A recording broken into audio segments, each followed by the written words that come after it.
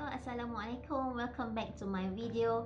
Now, the important factors to discuss on where does the inhibitor binds at the enzyme.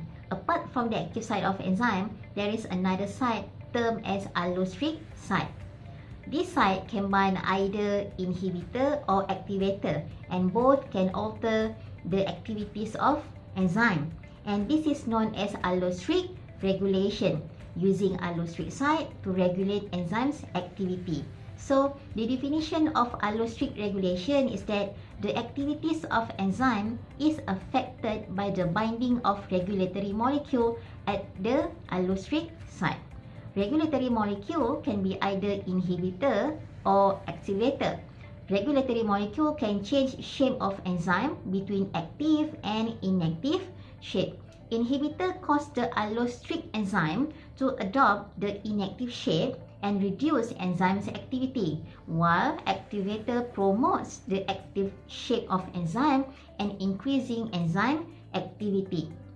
The binding of an activator stabilizes the shape that has functional active sites, while the binding of inhibitor stabilizes the inactive form of the enzyme. In many cases, both inhibitor and inhibitor are similar enough in shape as they can compete for the same allosteric site, and this regulatory molecule may be products or substrates of that particular metabolic pathway. Let's talk about and focus more on allosteric inhibition.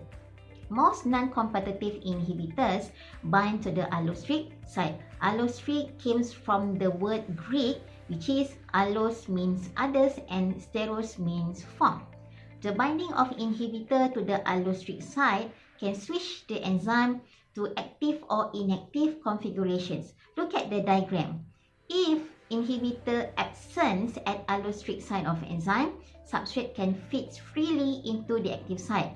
But if inhibitor molecule present at the active site of enzyme, the shape of enzyme as well as the active site of enzyme change and modify, so substrate cannot feed into the active site of enzyme. The important example of allosteric regulation is feedback inhibition. In feedback inhibition, the end product of metabolic pathway acts as inhibitor at early reaction in the pathway. So the end product inhibit the first enzyme. For example, like this diagram, in this metabolic pathway, there is initial substrate, the 3-ionine. The 3-ionine binds at the enzyme 1, which is the 3-ionine deaminase, and produce the end product, which is isoleucine. What happened is isoleucine binds at the allosteric site of enzyme 3-ionine deamylase and cause enzyme 1 becomes inactive. So the end product acts as non-competitive reversible inhibitor. It binds at the allosteric site of enzyme and change the shape of enzyme and regulates the metabolic pathway.